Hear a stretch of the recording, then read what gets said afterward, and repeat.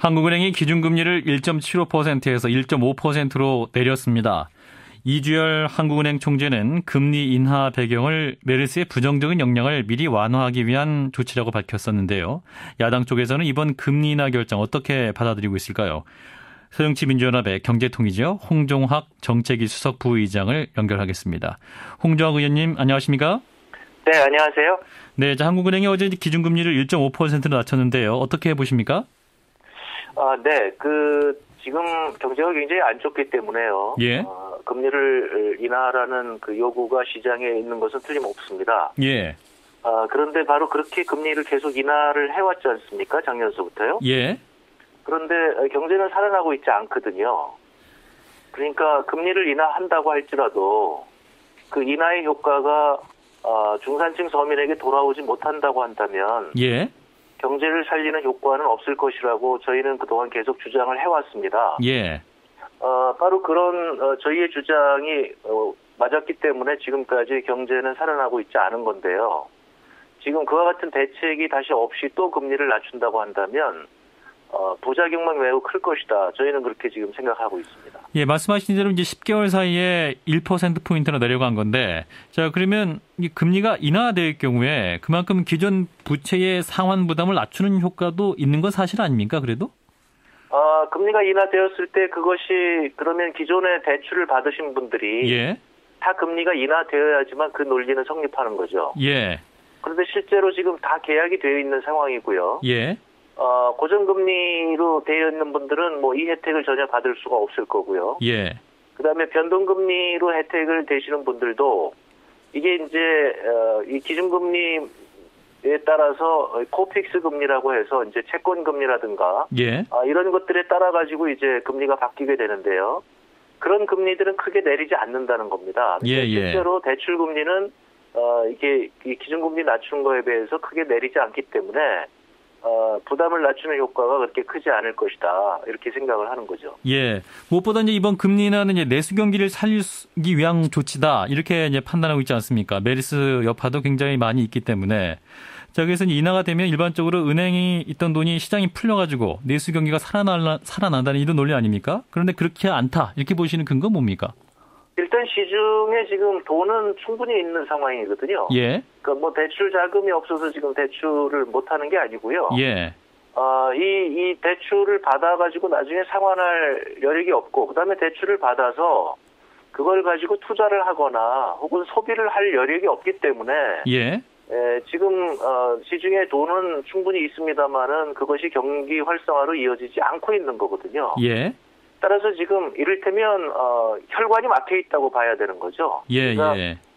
그 막힌 혈관을 뚫어줘야 되고 그런 자금들이 중산층과 서민에게 충분히 돌아가야 된다. 어제 저희가 이제 그 가계대출 대책도 발표를 했습니다만은. 네.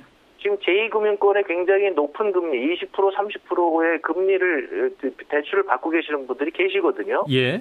그럼 기준금리 1.5%인데 실제로 대출 받는 건 20%가 넘어간다. 예를 들어서 대부업체에서는 지금 거의 30%가 넘어가는 대출을 받고 계시는 분들이 계시거든요. 예. 이건 전혀 관계가 없는 거죠. 그러니까 바로 이분들의 금리를 낮춰주는 것이 실질적으로 이제 부담을 줄여주는 것이고. 그리고 이런 금리를 낮추는 것보다는 더 중요한 것은 가계소득을 높이는 것이 가장 중요한데 이렇게 금리를 낮추고 정부의 지금 정책이 주로 재벌 대기업에게 맞춰져 있기 때문에 네네. 이것이 가계소득으로 돌아오지 않는다. 이런 방향으로는 이제 경제가 활성화되지 않을 것이라고 저희는 주장을 해왔고요. 예.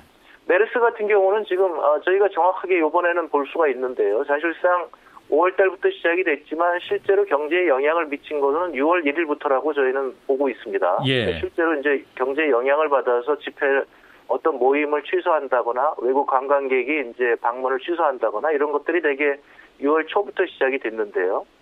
그러니까 이것은 이제 일시적인 것이라고 하는 것은 경제학자들은 다 아는 거고요. 따라서 빨리 메르스를 잡으면 예. 뭐 이제 6월 달 내로 이것을 그 비용을 줄일 수가 있는데요. 지금 정부가 메르스를 굉장히 소극적으로 대응을 하고 있기 때문에 사실은 그것도 경제적인 이유겠죠. 뭐 병원을 폐쇄를 한다거나 이러면 비용이 많이 든다. 근데 그런 비용이 수십억이나 수백억 단위거든요. 예. 근데 경제 전체적으로 지금 들어가는 비용은 수조 원 단위단 말이죠. 예. 그러니까 빨리 정부가 엄청난 돈을 써서라도 수천억 원의 돈을 써서라도 메르스를 조기에 잡는 것이 이게 경제 활성화에 정말 중요한 건데 메르스는 제대로 잡지 못하면서 경제가 나쁘니까 금리를 낮춘다. 이것은 지금 굉장히 뭐라 그럴까요? 호미로 막을 것을 지금 가래로도 못 막는 이런 상황이라고 저희는 평가하는 거죠. 예. 차라리 금리를 낮출 게 아니라 어떤 메르스를 잡기 위한 어떤 비용을 더 늘렸어야 했다. 이런 말씀이신 것 같은데. 네네, 그렇습니다. 네. 자, 그런데 이제 금리가 인하되면은 어떤 내수 경기 외에도 그 수출 경쟁력 향상에는 도움이 되는 거 아닌가요?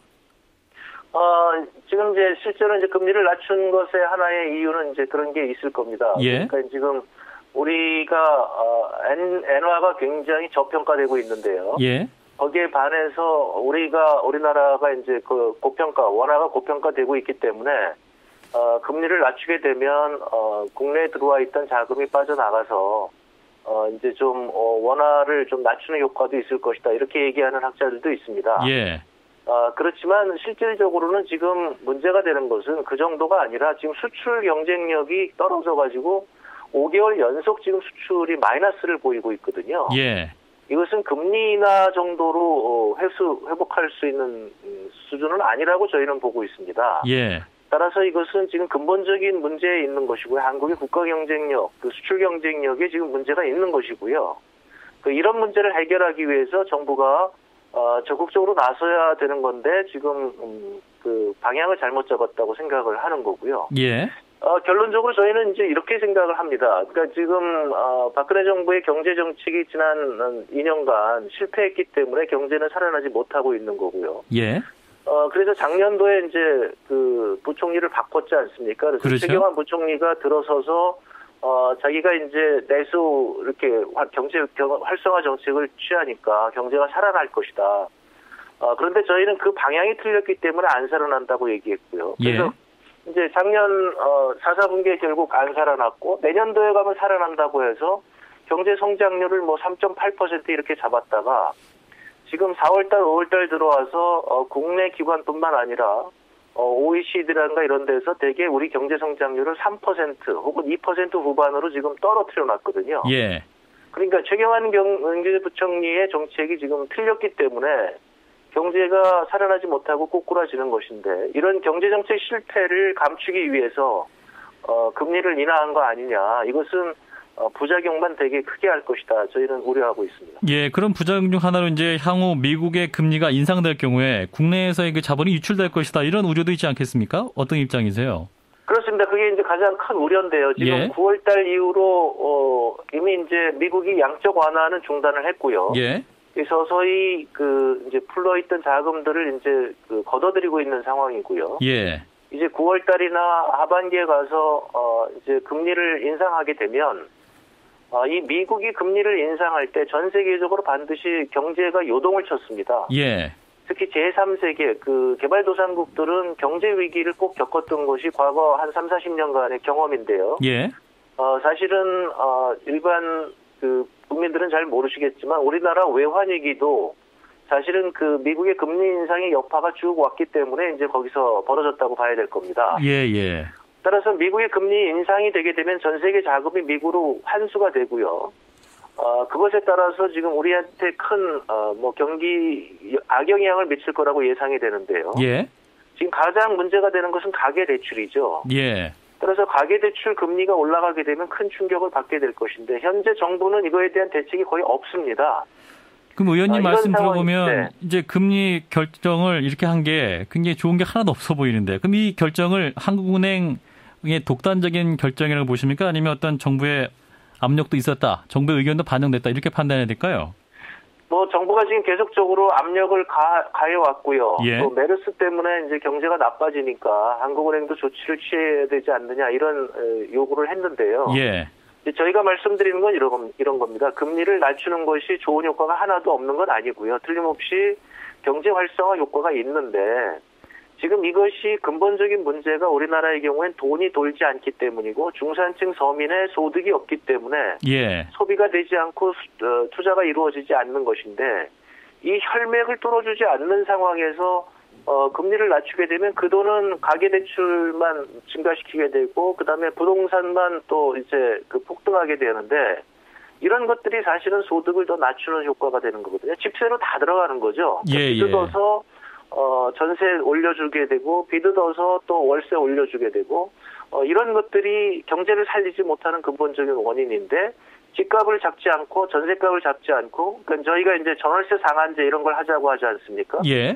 이런 정책은 정부가 지금 절대 안 하거든요. 그러니까 전월세는 폭등하고 있는데 이렇게 대출을 더 받아서 전월세 넣고 나면 그러면 가게 입장에서 소비할 여력이 더 없어지는 거죠. 예, 알겠습니다. 그러니까 이렇게 이런 것들을 풀어줘야 경제가 활성화된다는 것이 저희 주장입니다. 예, 가계 소득을 좀 더 높이는 방향으로 좀 가야 한다. 아까 지적하신 대로. 그래서 네. 또 전월세 상한제 등을 통해서 혈맥을 뚫는 그런 대책이 필요하다. 이런 말씀이신 것 같습니다.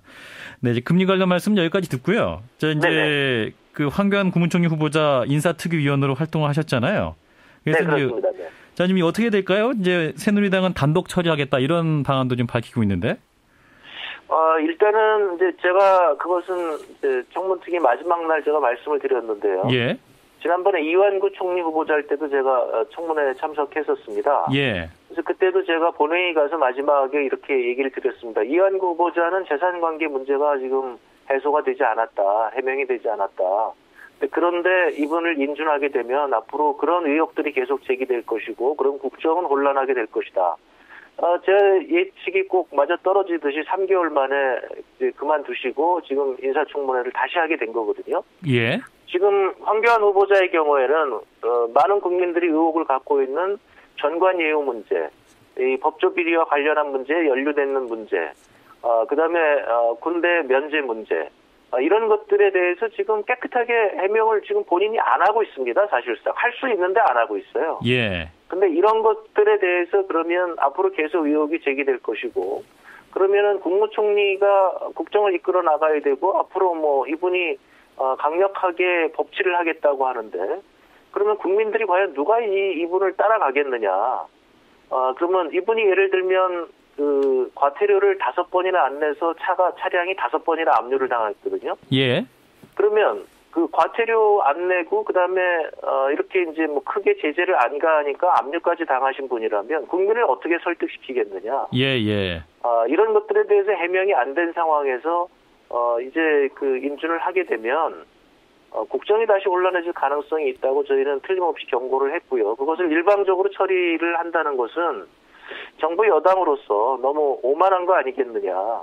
그래 따라서 저희는 오늘도 아마 여야 합의에 의해서 원만하게 인사청문 절차가 완성되기를 기대하고 있습니다. 예, 이제 인사청문특위 야당 간사의 우원식 의원 같은 경우는 이제 대체로 부적절하다. 저희 방송에 그렇게 인터뷰를 했었는데요. 의원님 어떻게 보세요?